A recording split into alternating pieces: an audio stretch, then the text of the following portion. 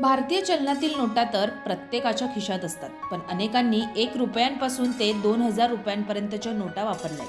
पण देशात एकेकाळी शून्य मूल्य असलेली नोट प्रचलित होती। हे सांगून पण तुम्हाला पटेल का? खरंच या नोटेचे काहीच मूल्य नव्हते, पण ती छापण्यामागे काय कारण होतं?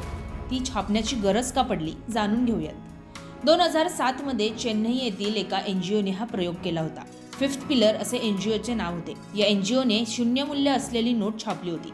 या नोटेचा भारतीय रिझर्व्ह बँक अथवा भारतीय अर्थ मंत्रालयाशी काहीच संबंध नव्हता।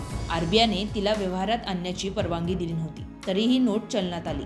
त्यावर एक खास संदेश देखील देण्यात आला होता, तो म्हणजे मी लाच घेणार नाही आणि लाच देणार नाही, अशी भ्रष्टाचार विरोधातील शपथ लिहिली होती।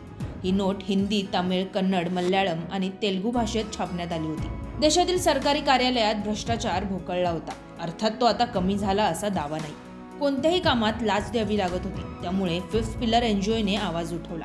त्यांनी ही 0 रुपयांची नोट छापली आणि ती रेल्वे स्थानक, बस स्थानक, बाजारांमध्ये वितरित केली। या अनोख्या पद्धतीने त्यांनी लोकांना भ्रष्टाचाराविरोधात जागरूक केले। त्यांनी अशा भ्रष्ट अधिकाऱ्यांविरोधात आवाज उठवला। ही मोहीम पुढे 5 वर्षे चालली। या दरम्यान 5 लाखांहून अधिक लोकांनी भ्रष्टाचाराविरुद्ध मोहिमेत सहभाग घेतला।